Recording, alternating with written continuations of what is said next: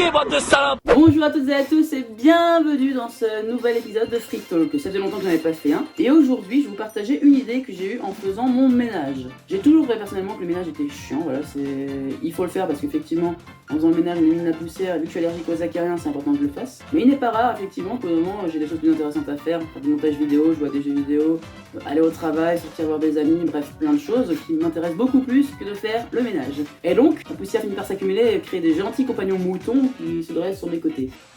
What the fuck? Mais bon, vous me direz où est le problème, puisqu'il y a bien des bergers qui ont des moutons tout au long de l'année. Donc, là j'étais dans cette phase de ménage, tellement longtemps que je l'ai pas fait, pour le coup, il y avait vraiment un paquet de moutons à parquer, quoi. Et pour le coup, bah, au moment je n'ai plus de balette. Du coup, mon père est en train de faire ménage en dessous, donc en bas, donc je me suis dit, bon, plutôt d'aller chercher une autre balette, tiens, je vais le prendre et je vais le faire à la main. Je prends mon petit truc Swiffer, une petite serviette qui permet de rattraper la poussière. Et là, je me dis, bon, ok. Ah, et si je mettais le pied, je me rends compte que ça glisse plutôt bien, puis je fais, attends, j'ai deux pieds, j'en prends une deuxième, et c'est ainsi qu'est née l'idée, les chausses-serpillères. Et je me suis dit, pourquoi pas en vrai en faire un concept, ça pourrait être génial si un entrepreneur, n'importe quelqu'un, pouvait s'amuser à créer effectivement des espèces de chaussures comme ça, où on met justement en dessous des serpillères, des chaussons de maison, en fait, tout simplement. Quand tu rentres, tu mets tes petites serpillères en dessous, hop, hop.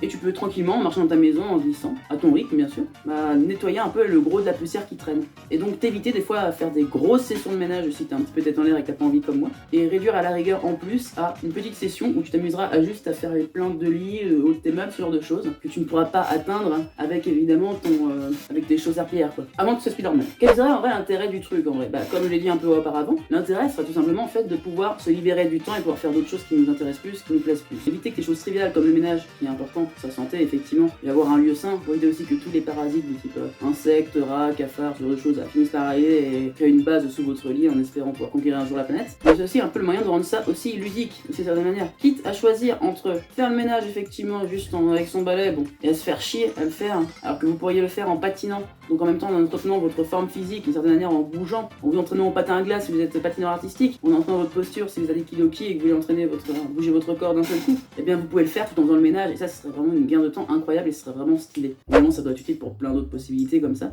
mais je vous avoue que j'y ai pas songé, et puis je pense que vous-même vous saurez un peu d'autre côté en quoi ça pourrait vous être utile ou pas d'ailleurs. Faudrait voir aussi un petit côté éducatif, vous êtes avec vos enfants, vous leur mettez vos petites chaussures, on fait en sorte bien sûr maintenir bien leur cheville pour éviter qu'ils se la cassent bien sûr, donc avec des systèmes ce genre de choses, et vous les laissez patiner tranquillement, ils vous aident à faire le ménage, ils s'amusent, ils entraînent leur motricité, parfait, et vous le faites avec eux, vous faites les plaintes en même temps, et votre session ménage qui dure 3 plombs et qui est juste ennuyant devient une véritable activité en famille, et ça c'est cool. En ce qui concerne les risques, effectivement, c'est aussi un peu le côté, on risque de se casser la gueule en faisant du patinage. J'ai glissé, chef. Comme dans tous les sports de patin où on glisse un peu, il y a un risque qu'on se pète la gueule. Et vu que c'est sur des chaussures et tout, il faudrait faire en sorte que les chaussures tiennent bien les chevilles, comme je disais, parce que sinon ça peut être effectivement extrêmement dangereux. Donc après, c'est un peu à chacun en fonction de ses craintes, ce genre de choses. Si vous trouvez ça risqué, c'est de ne pas faire. Mais si vous êtes un minimum dans une forme d'encadrement et que vous avez envie de faire ça, vous pouvez faire ce genre de petits bails. Mais c'est bien sûr à réfléchir en amont et pas faire ça sur un coup de tête, pas rendre ça dangereux et juste saturer les hôpitaux d'entorses et de fractures quoi, ce serait débile. Voilà, c'était le petit partage que je voulais vous faire. J'espère que cette vidéo vous a plu. Si ça vous a plu, n'hésitez pas à mettre un petit like, mettre en commentaire ce que vous pensez de l'idée, parce qu'il y a certainement, concrètement, il y a certainement des choses qui sont pas possibles, j'ai peut-être oublié beaucoup de détails, ce genre de choses. Petit commentaire supplémentaire à propos de l'utilité concrète de la chausse-serpillière. Ça ne fonctionne pas sur tout type de carrelage. J'ai une pote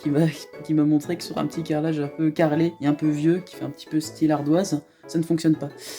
Donc ouais, en gros l'idée c'est que la stratégie du patinage fonctionne sur des carrelages un petit peu glissants, donc assez lisses et où on peut glisser facilement. La matière qui compose en fait votre serpillière, si c'est une espèce de truc très léger qui ne frotte pas beaucoup, ça va pouvoir glisser un peu, mais si c'est un peu plus rugueux, avec côté un petit peu comme du sable, un peu granuleux, ça risque de plus adhérer et pour le coup vous aurez peut-être plus de mal à glisser. Donc en fait voilà, pour le coup l'idée était cool, mais il faudrait voir par rapport aux différents types de sols pour que ce soit vraiment efficace. Voilà, c'est les points sur lesquels je voulais revenir.